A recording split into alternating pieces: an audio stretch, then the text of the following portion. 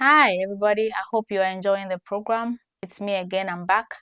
I am here to tell you about the USRN dream, what it takes to be a nurse here, and the reality on ground and the life of a nurse, and why you should embark on this journey. In my little intro, I mentioned to you how I schooled in Ghana, University of Ghana, got my bachelor's, that's a BSN, worked for a while, and then moved to the USA. Worked as a CNA, nurse aide, for 2 years before I was able to write NCLEX. And as I said, I wish I knew I could have started the journey back in Ghana before leaving Ghana. Okay. So the first step to all this is credential evaluation, of which most of you know of or have already heard. You have to submit your nursing education plus your professional education documents to be evaluated by certain stated credential evaluation companies in America here. And that can delay or jeopardize your process depending on what you submit, how you submit it, and the company you choose. So I did mine with CGFNS, the most popular one that everybody knows. And it was hell, it was stressful, documents got missing and a whole lot, but I got the evaluation. And the next thing is getting the board to approve that, board approval, and then getting your ATT authorization to test, and then going to Pearson VUE to register and take the examination. That is a process, but that's just the basic summary. Fingerprinting and all the stuff come in between. And NCLEX tutorship. Let me use this chance to highlight some of the achievements of UPC. UPC was established somewhere 2022, fully registered and operational in 2022. Nurses enrolled, and one of our nurses enrolled in July 2022 and wrote the NCLEX in March 2023 and passed. From enrollment to credential evaluation to all the processes that come in between, it took 6 months. That is record breaking. It has never happened anywhere before. It took us 6 months to get our fastest applicants to enroll, write, and pass. Over the days, we've enjoyed a lot of successes and NCLEX passes. We've had a smooth transition. We established our NCLEX Academy, 16 weeks thorough NCLEX Academy from beginner to intermediate to mastery class. Everything we do is done virtually. We have a smooth fingerprinting exercise that we do organize every month for people in Ashanti region and its environs, and for people in and around the Greater Accra region. We accept non-UPC nurses as well. If you are with an agency and you sign up with them, they just leave everything for you to do. They do not show you how to go about it. You can enroll or reach out to UPC and we would help tackle just one aspect. If they want you to do credential evaluation, we can do that for you. If they want you to do fingerprinting and you don't know where to get a fingerprinting card and all that, we are able to handle that for you. If you want to do your nursing and midwifery council NMC clearance and you don't know how to go about it, we can handle that for you. We have unit services we provide. And you can always contact us for any of those services. So, back to my USRN journey. I wrote the NCLEX in 75 questions, less than 2 hours. My computer shut down. I passed the NCLEX. Unfortunately for me, I do not know what all of you here know about this journey. I studied the hard way. I handled everything the hard way. There was no information about any of this process, especially no Ghanaian YouTuber in USA telling us what she did and how she did it. I am the first to bring that information out about USA nursing pathway to tell you how it's done and what you should be doing. So, without tuition and everything, I did everything the hard way and passed the NCLEX, and then I had to get a job. A lot happened in between that, but after I felt better because I had a break due to some medical personal reasons, I've applied for a job. I applied for 2 jobs. They all got back to me.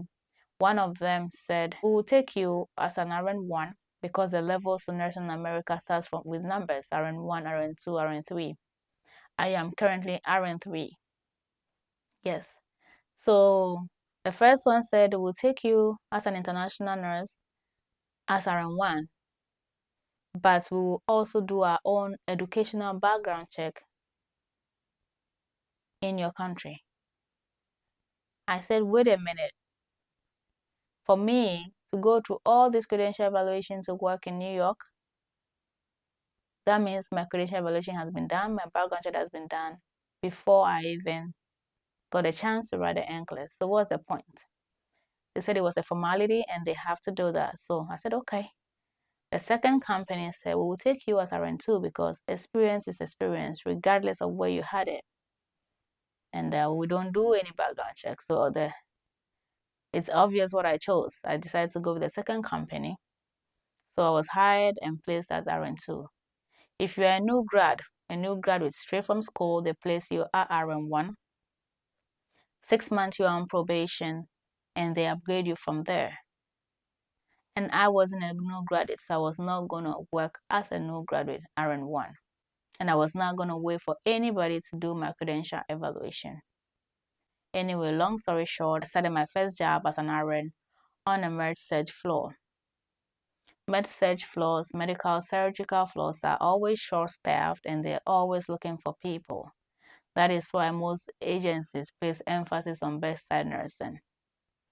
They place emphasis on bed capacity because American nursing is entirely different, and they think that if you're on med-surg floors back in Ghana or wherever you're watching or working in, it will be closer to and easier to transition into the USRN role.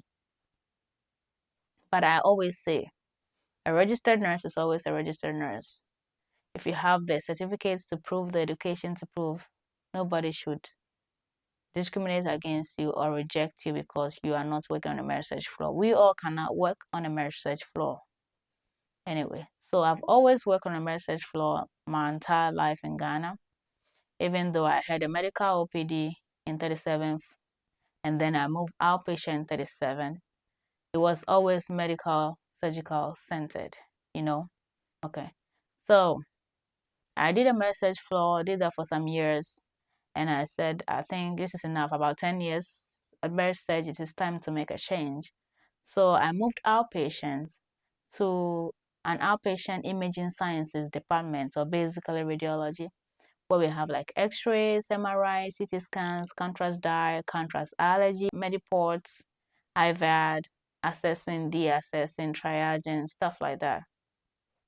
The job opportunities are so many. You can work in a nursing home, you can work in hospice, you can work in the hospital bedside, doctor's office, you can be a school nurse. There are so many job opportunities here. You do not necessarily to work in the hospital or at bedside. I always also encourage all nurses who have the chance to meet CNAs on S8. If you already live in USA or you have a chance, it's also a good smooth transition for you to see how the healthcare system is and how the hospital setting is and how you can transition easily. But just know that after you go through the whole process and you write NCLEX and you pass NCLEX and you get an RN job, you will be given an orientation or preceptorship. It will not be less than 3 months. 12 weeks of intense orientation, classroom orientation, hands-on orientation, bedside orientation, simulation lab orientation.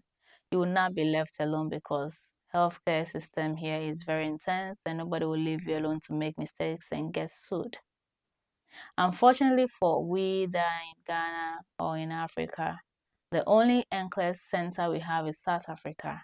And this affects the cost of the process a lot because you'd have to travel there to write the NCLEX. There are other NCLEX centers that we can use. There are some in Turkey, Brazil, India that people have been going through. We always choose the one that is smooth sailing for you to go and come back and pass your NCLEX successfully too. Trust me, you are in capable hands. We have people who have given testimonies and people who will be giving testimonies. Relax, watch, make an informed decision.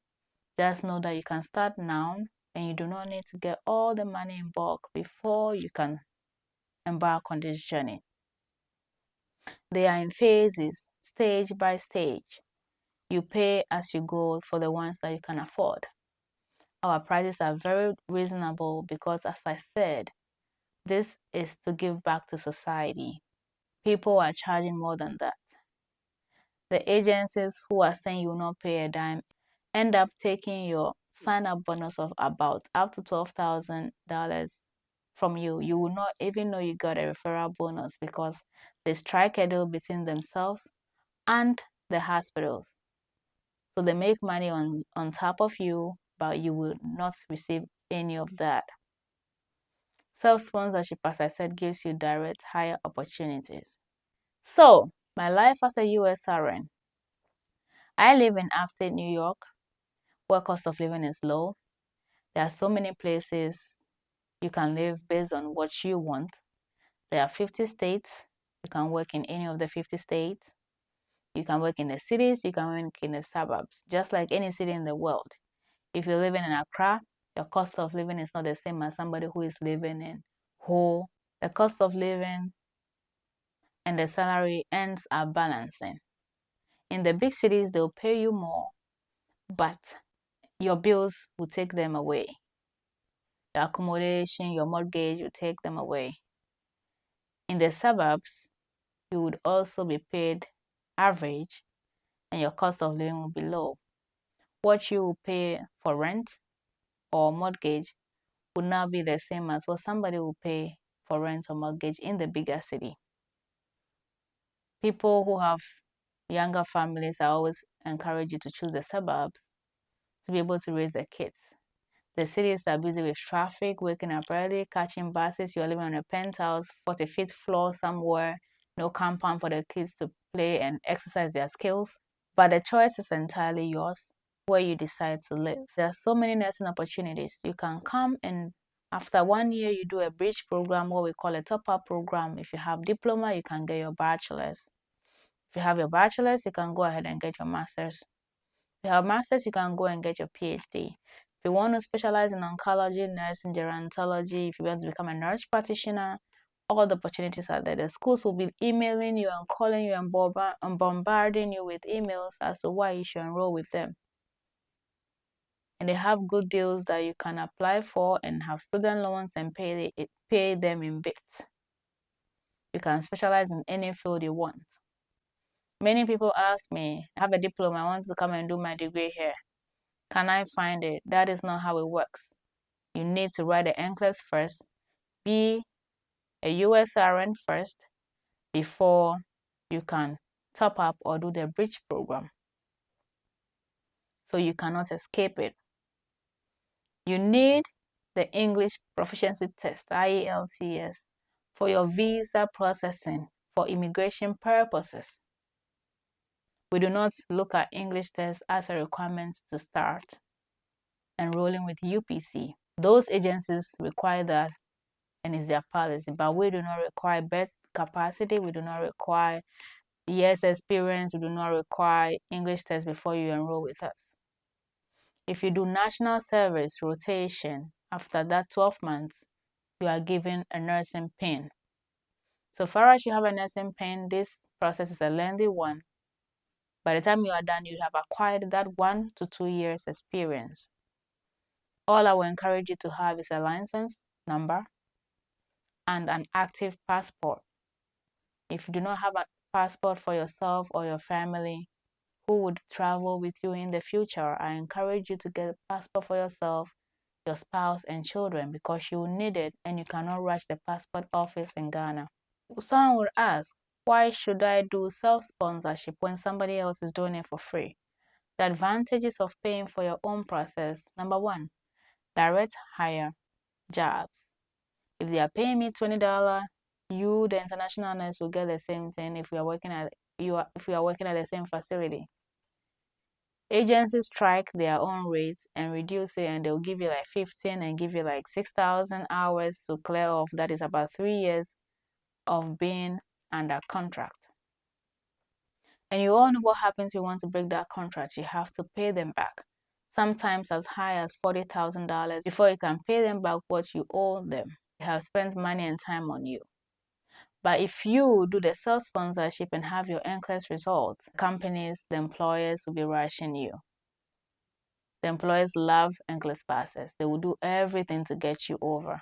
And you would have the bargaining power. You're going to be able to tell them, look, I have 10 years experience and I'm not willing to throw it away. How much will you pay for my 10 years experience? Look, I specialize, I'm a critical care nurse and these are my documents. How much will you pay me for this specialization? Look, I want you to pay for this. I want you to pay for this. I do not like your contracts. I do not like your terms. You set the pace. You set the tone. You tell them how much they should be paying you. As I said, I had to bargain for my RN2. I am currently RN3. RN3 takes project work, defending, presentation, and all. And when they deem it fit, they'll give you that. So for most of you international nurses, you are likely going to be placed on RN2 level when you bargain for it.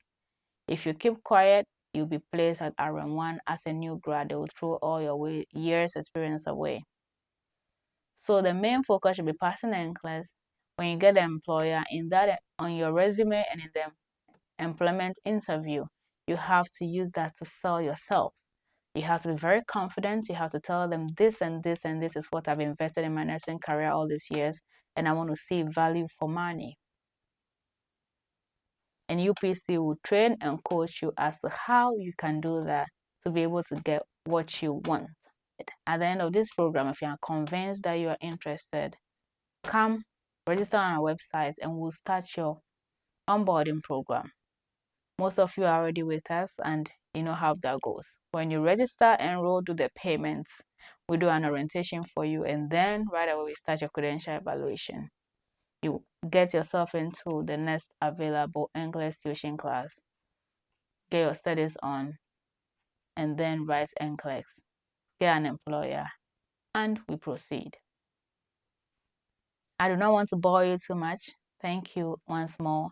Enjoy the rest of the program. Carry the good news. Go tell others, friends, colleagues, family members who are registered nurses, midwives, or psychiatry nurses who want to work in USA. And for my fellow nurses who are specialized, registered nurses and midwives, once again, you will be writing the NCLEX RN. The NCLEX meant for registered nurses is what you would also write, and you practice as an RN here. You cannot practice as a midwife or a psychiatry nurse because the routes to get that in America is entirely different. You need to have your bachelor's first, write NCLEX, get not less than 1 year experience, go and do midwifery as master's program, write another NCLEX before you can practice as such. That does not mean that you cannot work in a labor delivery ward as an RN. You can work anywhere as an RN because you've written the NCLEX RN. Same applies to my mental health nurses, that is behavioral sciences. There are so many behavioral facilities here that you can work in. There are so many LAC units, Alzheimer's LAC units, Alzheimer's units. There are so many schools you can work. There are so many programs you can work with kids who have developmental delays and other genetic conditions going on. The job prospects are vast and you cannot even fill them.